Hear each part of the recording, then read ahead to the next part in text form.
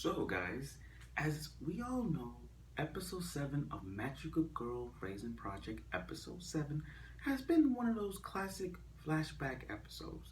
Now, last week, we had to take a break, a moment of silence for our most memorable characters.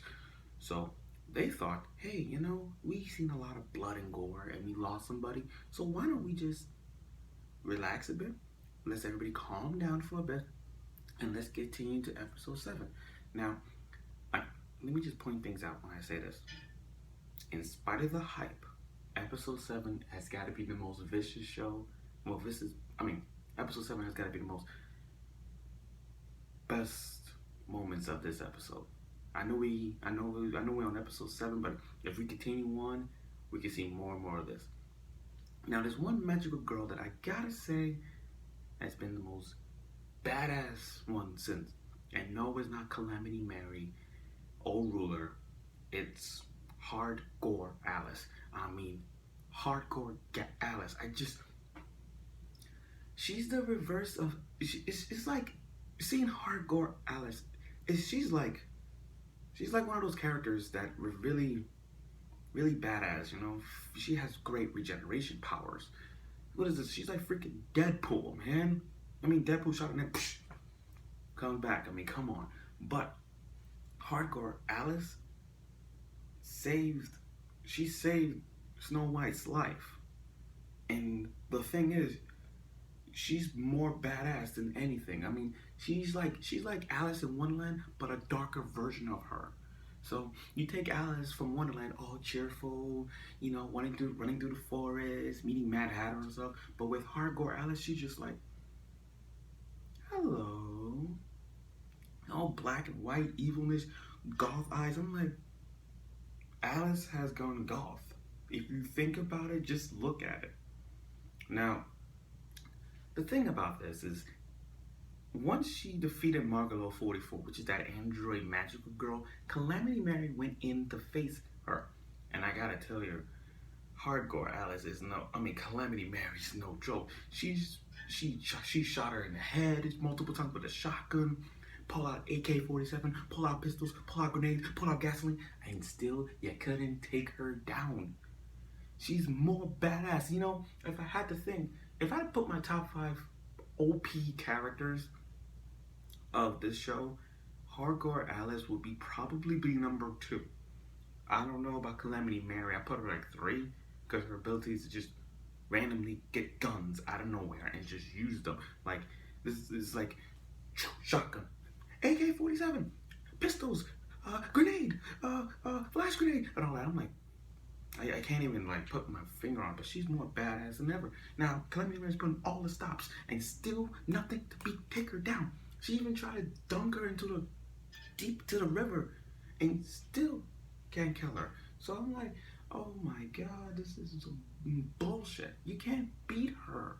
Get your back straight. Now, while we understand that, Sister Nana, come on. She's trying to form alliances to stop this cliche war we're in. But I got the feeling, and I'm sure you guys know, Sister Nana is probably gonna die. Yes. I get the feeling that next week's episode, which is episode 8, we're probably gonna see Sister Nana dying, or Swim and one of her co-workers, like the dog or the twins. Sad. So sad. But Ripple, damn, I felt bad for her. Why she's living alone. I really feel bad. Congratulations to Ripple, man. Her who had a flashback and survived. Damn. If you don't know her flashback, it's just like, okay, her mother is dating another guy, which is the 5th, and they calling her a whore, and they making her a slut. They calling her a slut.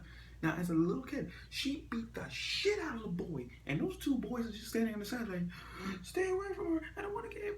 They are bitches. How you gonna call someone a slut? The girl jumped out of her seat, punched your friend in the face, and you 2 guys gonna stand there and just not doing shit. You guys are weak as fuck. Now, mind you, she was a little girl beating the crap out of the boy, and I'm like, damn. And then As the years go by, the girl's talking about you're gonna end up like your mother and all stuff, and then she just like punch her in the face, and I'm like, damn. I'll stay away from Ripple. Stay away from that ninja girl. Now, another thing is, you know what's gonna happen the moment the mother brings in another guy. The guy's gonna be a freaking pervert, and you guys know how that works. Guy's being a pervert, and normally a girl will scream, but she defended herself. I mean, he lift up her dress, and then all of a sudden she kicked him in the face, and I'm like, yeah, yeah. And I know you guys deserve. I know you guys are happy for that. That's why she's living alone. So, am I sad? Yes. Happy? Yes. Because now that she's like, her life is so messed up that she's living alone. I don't have a problem with that because her flashback understands how she is, and I totally agree with her flashback. I really do. So, episode 8, where alliances can be drawn or can be broken, because Sister Nana is making alliances like crazy. But who can you trust in next week's episode? Let's find out. And probably one or two of our favorite magic girls might die. Let's just see.